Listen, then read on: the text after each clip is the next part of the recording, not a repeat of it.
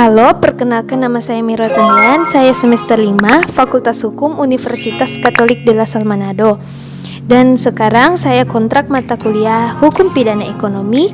Tujuan saya membuat video ini adalah guna untuk melengkapi untuk pemenuhan nilai akhir ujian semester saya yang diberi tugaskan oleh dosen mata kuliah Mem Yulia Vera Memuat SHM HUM. Langsung saja kita masuk ke dalam topik tindak pidana korupsi.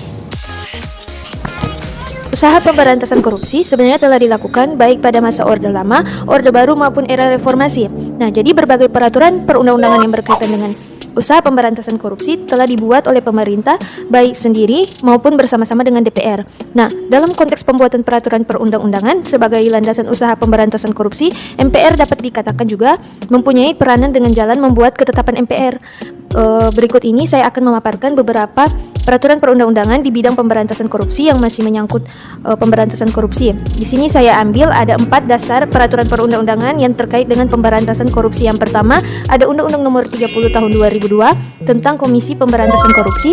Yang kedua, ada Undang-Undang Nomor 24 Tahun 1960 tentang pengusutan, penuntutan, dan pemeriksaan tindak pidana korupsi. Yang ketiga yang saya ambil ada ketetapan MPR nomor 11 garing MPR garing tahun 1998 tentang penyelenggara negara yang bersih dan bebas dari KKN. Ini juga ketetapan MPR yang tadi saya kemukakan masih berhubungan dengan Undang-Undang Nomor 28 Tahun 1999 tentang penyelenggara negara yang bersih dan bebas KKN. Yang keempat, dasar hukum yang saya ambil ada Keputusan Presiden Kepres Nomor 127 Tahun 1999 tentang Komisi Pemeriksa Kekayaan Pejabat Negara.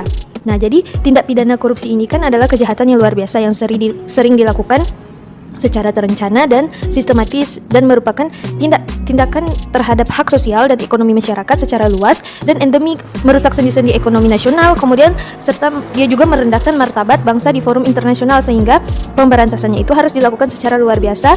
Oleh itu, penindakan terhadap tindak pidana korupsi diatur secara khusus.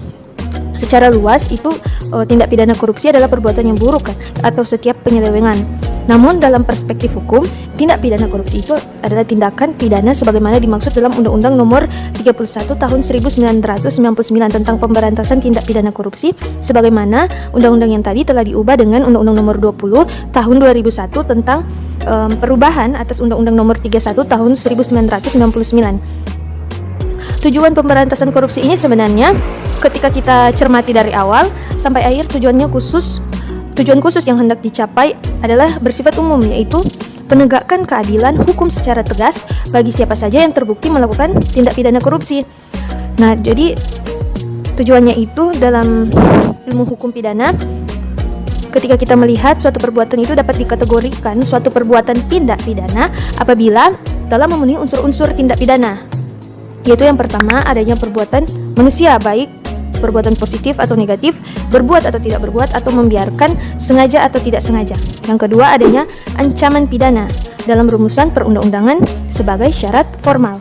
Yang ketiga bersifat melawan hukum sebagai syarat material. Itu adalah unsur-unsur dikategorikan suatu tindak pidana dalam pidana umum. Yang akan saya berikan contoh salah satu bentuk tindak pidana korupsi terkait keuangan negara itu sebagaimana diatur dalam pasal 2 dan pasal 3 Undang-Undang Tindak Pidana Korupsi adalah apabila memenuhi unsur-unsur dalam pasal-pasal sebagai berikut. Ini unsur-unsur yang ada dalam ketika seseorang dikategorikan tindak pidana korupsi. Yang pertama adanya perbuatan melawan hukum, yang kedua adanya penyalahgunaan kewenangan, kesempatan atau sarana, yang ketiga memperkaya diri sendiri, orang lain atau korporasi, dan yang keempat merugikan keuangan negara atau perekonomian negara.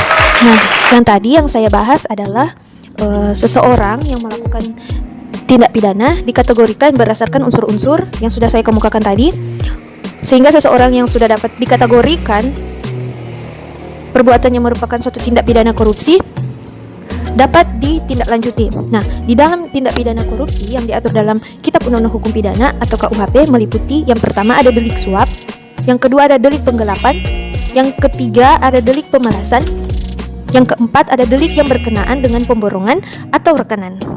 Kemudian berikutnya tindak pidana korupsi yang diatur dalam Undang-Undang Nomor 31 Tahun 1999 Jungto Undang-Undang Nomor 20 Tahun 2001 itu telah mengatur yang pertama perbuatan curang, yang kedua keuangan negara atau perekonomian negara, yang ketiga penggelapan dalam jabatan. Yang keempat, pemerasan. Yang kelima, benturan kepentingan dalam pengadaan. Dan yang keenam adalah gratifikasi.